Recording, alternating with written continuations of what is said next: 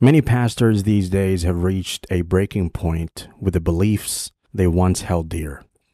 They've given up lying to their congregation and finally turning towards Islam. Allahu Akbar. For over a decade, Robert Moreland preached Christianity to his congregation in New York. He didn't just find himself in that position by chance. Rather, he diligently built his own congregation from scratch with 8 branches in and outside New York. Since I've taken Shahada, I have led over 12 other pastors into Islam. So we're going to see more testimonies coming. Things were going well, the congregation was growing, and money was coming in, until one day, he finally submitted to his internal battles with the lies and discrepancies he was forced to believe and teach. The people he took as religious leaders couldn't provide a coherent answer to some of his existential questions. Then the day came when he shut everything down and left Christianity for good. And for some reason, I just felt this is not it. And I started questioning things regarding the Trinity and different religion, and it just wasn't making any sense to me. I couldn't understand a person who went to theology school, matriculated in the highest of Christianity, being a bishop, a so-called a prophet, an apostle, just couldn't have answers, and closed the church down. Folded. All 8 locations? All 8 locations. Folded. Wow. Folded. Unfortunately, his journey and quest for truth put him in further confusion, but in the end, he found Islam, along with 12 other pastors who were his colleagues while he was in the church.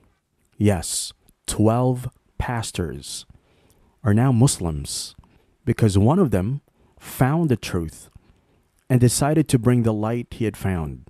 But Robert's story isn't that straightforward. After he left the church, he delved into voodoo, idol, and jinn worshipping. In his quest for the truth, he moved farther from it. Robert became so immersed in voodoo practice that he became a priest in it. He would consult or intercede for people and make some money in the process. His spiritual business was booming, and life was good.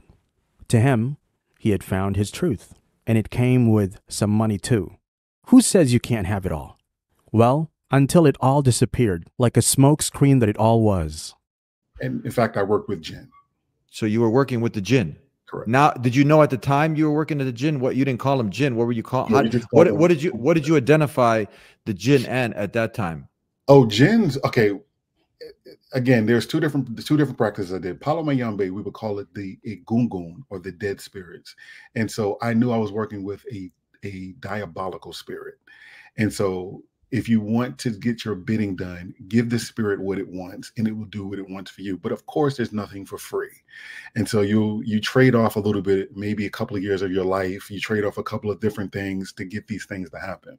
First, he lost his adopted daughter to cancer after his voodoo had promised she would be healed if she became a priestess.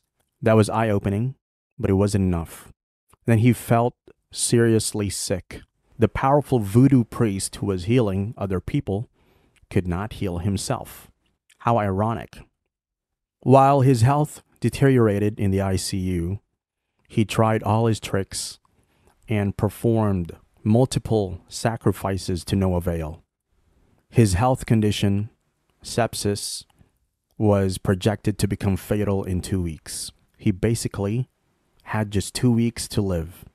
Then on scrolling through TikTok, he came across a video where a Muslim TikToker talked about tahajjud. I remember watching 2 TikTokers, Maliki Click and Amina Roche. And Amina Roche talked about something called tahajjud. I called it tajahun. I didn't know how to pronounce it. So tahajjud. Tahajjud, yes. The night prayer. That's the night prayer. That's night Yes. prayer. Seeing that everything else had failed, he decided to give it a try. And after 3 days of consistent tahajjud, he gradually regained his health.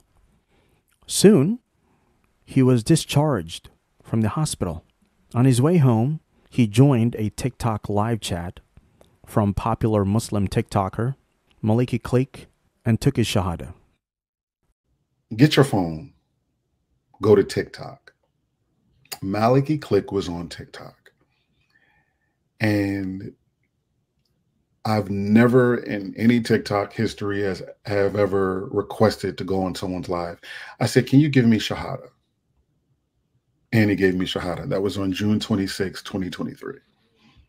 So that was just recently. That was recently, yes. Yeah. Since then, he has taken time to study Islam, got the required knowledge, and when he was convinced he has found the one true path, he started convincing his friends and former colleagues to join him in the light.